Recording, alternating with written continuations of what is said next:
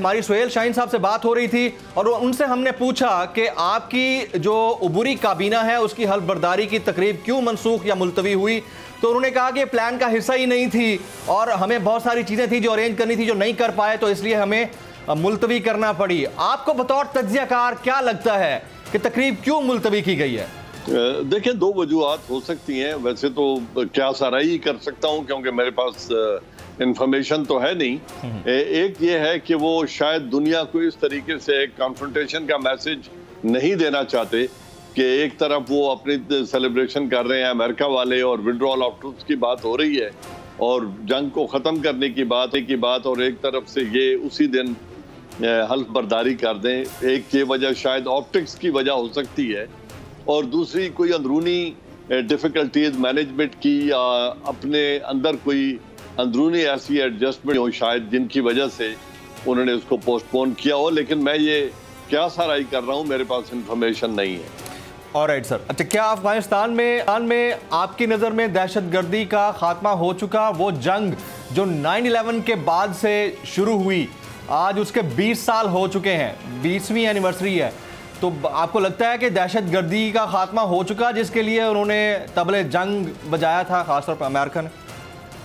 देखिए, दहशतगर्दी कभी थी ही नहीं। मैं नहीं समझता था कि अफगानिस्तान में दहशतगर्दी हो रही थी। अफगानिस्तान में जो कुछ हुआ दोनों अदवार में, यूएसएसआर के खिलाफ भी एक वॉर ऑफ लिबरेशन थी जो अफगानों ने लड़ी और उसमें अमेरिका सरे फहरिस्त था। उनकी इमदाद में हम भी शामिल थे, अरब कंट्रीज भी शामिल थी और वेस्ट के भी इमदाद उनको शामिल थी और उन्होंने मुजाहिदीन बने, उन्होंने तरबियत हासिल की, उनको वेपन प्रोवाइड किए गए और अमेरिका ने उन्हें हर तरह के हथियार मुहैया किए, इवन स्टिंगर मिसाइल्स तक दिए कि आप यूएसएसआर के खिलाफ अपनी आज़ादी की जंग लड़े।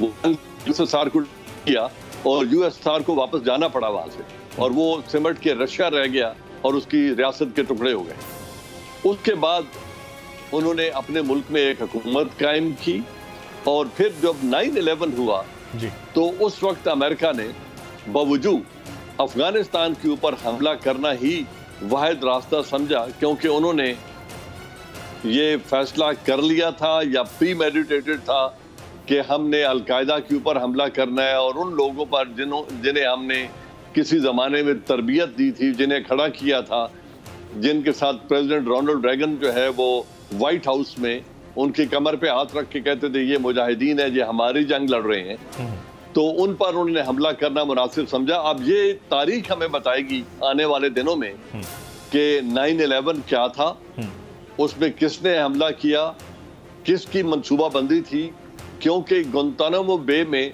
साल तक रखे जाने वाले लोग आज तक चार्जशीट नहीं हो सके हैं, उन पर मुकदमात नहीं चल सके हैं, उनको सजाएं नहीं दी जा सकी हैं और अब तरह तरह की आवाज़ें खुद अमेरिका के अंदर से आ रही हैं कि कौन हमला आवर थे।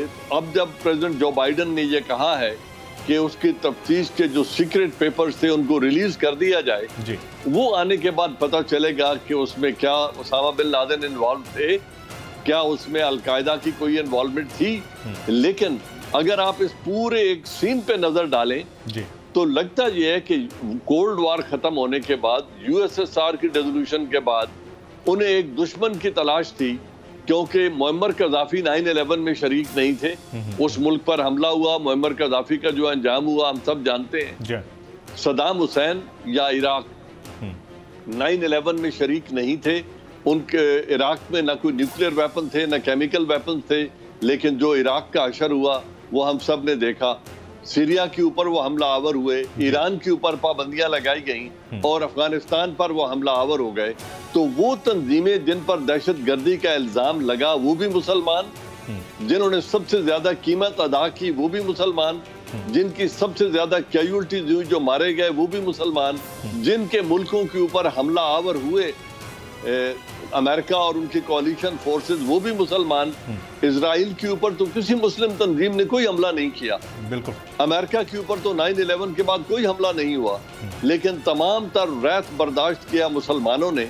तो लगता ये है कि एक दुश्मन की उन्हें जरूरत थी अपने डिफेंस इंडस्ट्री को जारी रखने के लिए, अपने वेयर हाउसेज को खाली करने के लिए, अपनी मुईशत को जारी रखने के लिए और फिर दुनिया पर धाक बिठाने के लिए उन्होंने एक फर्जी दुश्मन तलाश कर लिया, और जिसकी वजह से आज हम देख रहे हैं कि मुसलमानों के ऊपर वो चढ़ दौड़े। जनरल साहब, क्या फॉल ऑफ काबुल या काबुल का टेक ओवर किया जाना आपको लगता है कि अमेरिका की फैसिलिटेशन के बगैर मुमकिन था? देखिए जी, फॉल ऑफ काबुल अमेरिका खुद वहां से निकलने के लिए एक मुआहदा कर चुका था, और उस मुआहदे की रूह से उन्हें 31 मई को निकलना था, जिसको उन्होंने डिले करके वो 31 अगस्त तक चले गए। तो जिस दिन उन्होंने वहां से निकलने का फैसला कर लिया, जिस तरीके से उन्होंने बागराम के बेस को वैकेट किया, जो सबसे मजबूत एयर बेस था, उस दिन एक नाउमीदी की लहर दौड़ गई उस फौज में जो तकरीबन आधी थी और आधी सिर्फ घोस्ट आर्मी थी, जिनके पास असलहा तो था लेकिन तरबियत का वो मेयार नहीं था, जिनकी कमांड इतनी मैच्योर नहीं थी। उन लोगों में एक नाउमीदी की लहर दौड़ी और फिर उन्होंने काबुल फॉल कर गया और तालिबान काबुल तक पहुंच गए। अब एक और बड़ा इंपॉर्टेंट इसी से रिलेटेड सवाल है कि अगर वाकईतन ऐसा है कि फैसिलिटेशन नहीं हुई है, तो फिर किस तरह से मुमकिन है कि अमेरिका अब भी ये डिमांड कर रहा है कि जो ब्लैक लिस्टेड लोग हैं उनको काबीना में शामिल ना करें, और हमारी डिक्टेशन अगर ना हुई तो हम एक्सेप्ट नहीं करेंगे?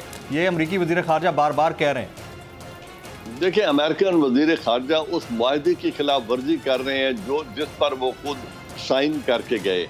दोहा के एग्रीमेंट में 2 प्रोविजंस थी। पहली ये थी कि अफगान अपनी सॉइल किसी भी दूसरे मुल्क के खिलाफ दहशतगर्दी के लिए इस्तेमाल नहीं होने देंगे जी। नंबर 2, जब तक अमेरिकन फोर्सेस निकल नहीं जाती उनके ऊपर ये हमला आवर नहीं होंगे। तालिबान ने इन दोनों बातों का पास रखा, और जब तक इस मुआहदे की जिस दिन साइन हुआ उससे लेकर अमेरिकन इनखला तक किसी एक अमेरिकन फौजी की जान तालिबान के हाथों नहीं गई। उन्होंने अपने वादे का पास रखा। उसके मुकाबले में अमेरिका ने क्या कहा था?